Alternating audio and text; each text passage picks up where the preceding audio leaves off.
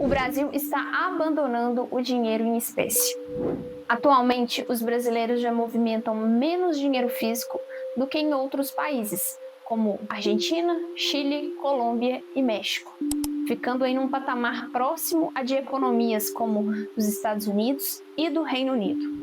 Em 2025, o dinheiro físico representou apenas 12% do valor movimentado nos pontos de venda. É o menor percentual de todos os países da América Latina que foram analisados. E diante disso, você pode achar que é uma questão de mudança de hábito. Afinal de contas, muitas pessoas deixam de sacar dinheiro porque é mais fácil pagar com o celular. Não precisa carregar carteira, não precisa procurar um caixa eletrônico, não precisa esperar um troco. Só que aí existe uma diferença importante, porque trocar uma forma de pagamento por outra é uma coisa. Você substituir uma infraestrutura por outra é outra coisa. Até porque quanto mais as pessoas deixam o dinheiro físico de lado, mais dependentes elas ficam de sistemas digitais, para que o dinheiro continue circulando normalmente. E isso trouxe várias facilidades, mas também gerou novos riscos. E foi pensando nisso que em junho de 2026, uma comissão da Câmara dos Deputados aprovou um projeto de lei que proíbe a extinção do papel moeda no Brasil. E ainda determina que o Banco Central ele tem que garantir a disponibilidade e acessibilidade dele dentro do mercado financeiro.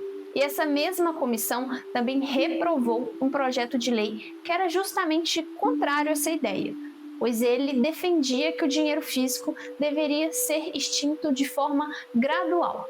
Ou seja, enquanto muitos brasileiros estão deixando de usar o dinheiro físico por achar que é uma questão de conveniência, de não ter que esperar um troco ou ter que fazer um saque, o Congresso já está discutindo se ele precisa ser preservado por lei.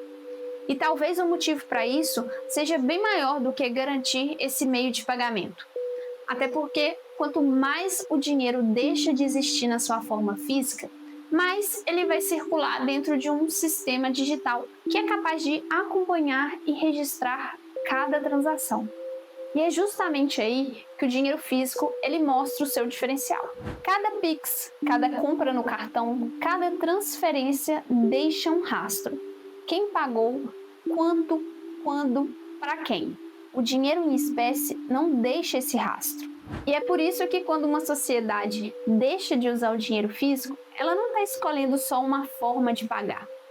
Ela está transferindo uma parcela cada vez maior da sua vida financeira para uma infraestrutura digital que é capaz de acompanhar e registrar cada transação que ela vai fazer.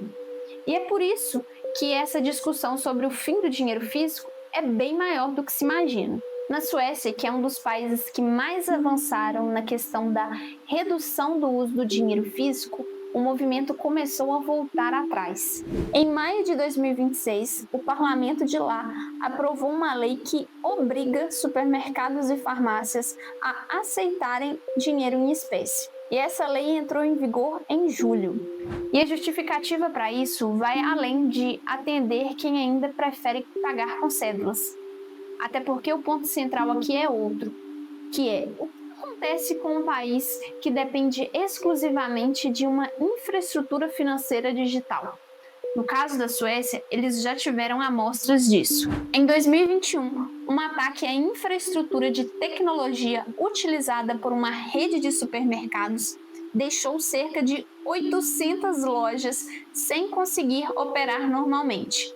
E em outro episódio, uma falha no sistema de identidade digital deixou muitos usuários sem conseguir acessar serviços que dependiam dessa autentificação. E o problema não é só técnico, porque com a guerra da Ucrânia e a entrada da Suécia na OTAN, ataques contra a energia e a infraestrutura digital passaram a ser tratados como questão de segurança nacional.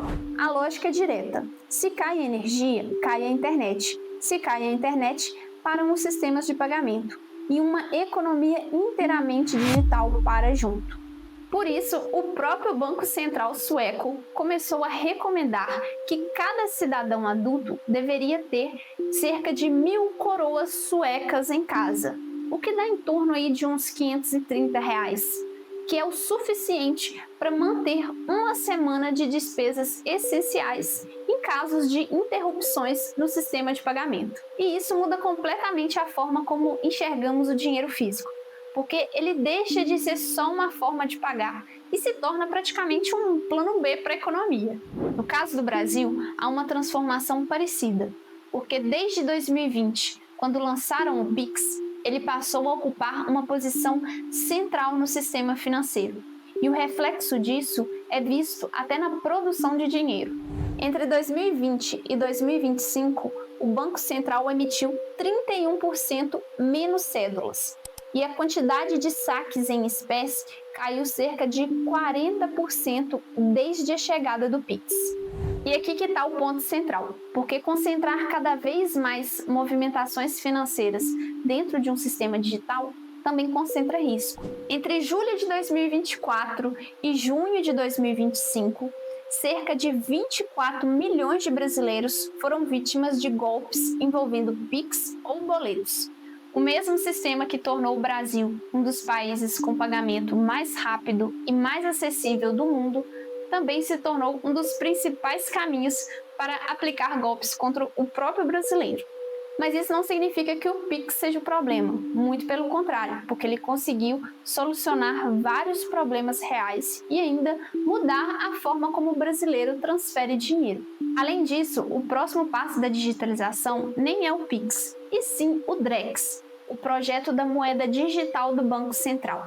O Pix mudou só a forma como o dinheiro circula. O Drex, ele promete ir muito além disso, porque eles estão procurando criar uma infraestrutura para que certas transações financeiras possam acontecer dentro dele.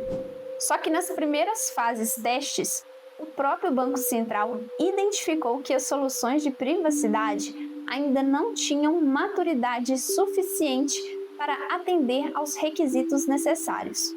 E aí que a gente volta para o questionamento inicial. O Brasil está abandonando o dinheiro físico? E talvez a resposta não esteja nos números e nem nas leis que o Congresso aprova.